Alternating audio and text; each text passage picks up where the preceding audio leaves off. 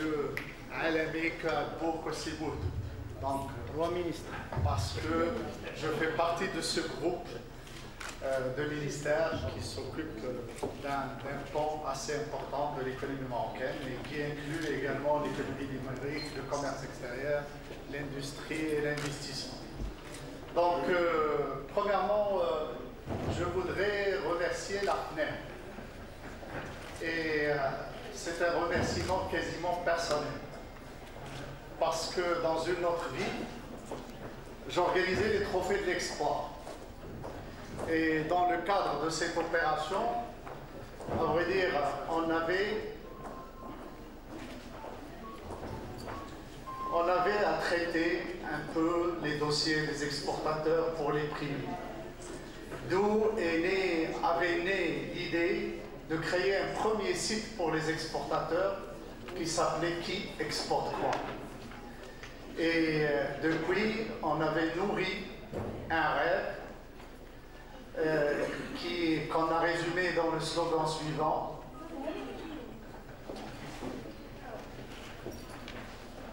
Dans le slogan suivant, un exportateur, un site internet.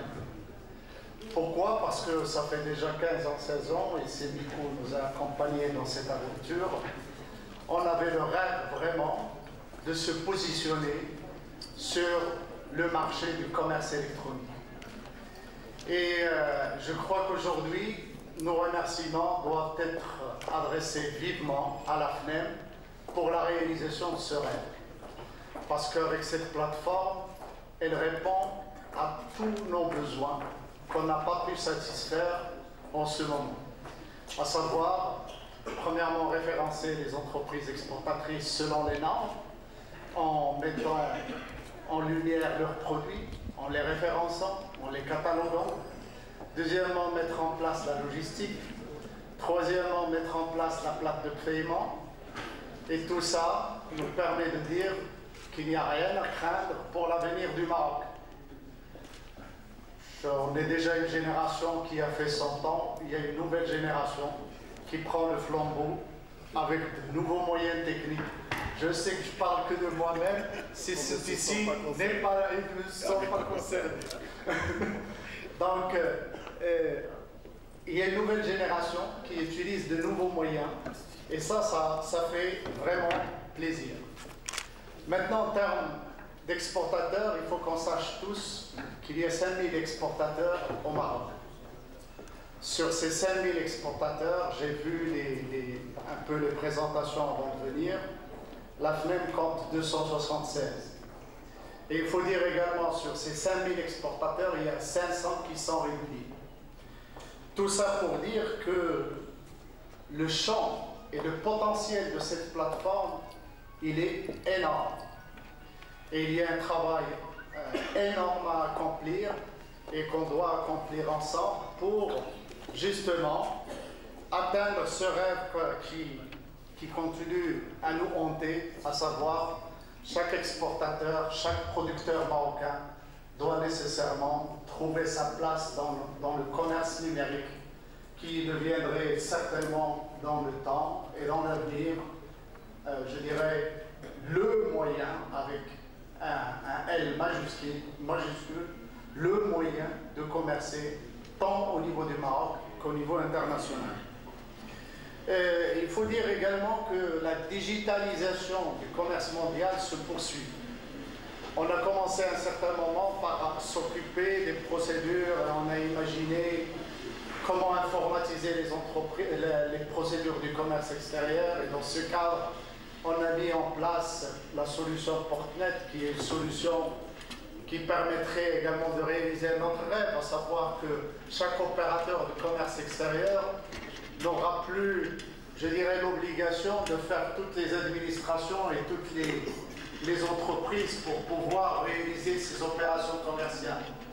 Le rêve est le suivant: derrière son écran, il peut réaliser toutes ces procédures et réaliser ces opérations de commerce international, tant à l'import qu'à l'export.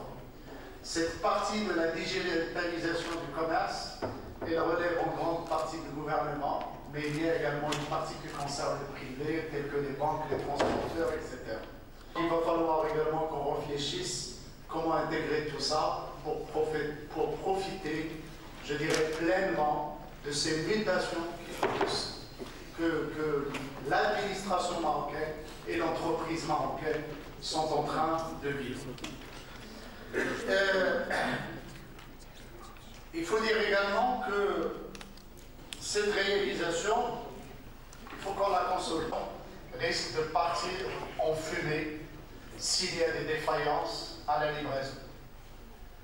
D'où la nécessité et l'obligation vraiment de qualifier les membres et de qualifier les produits.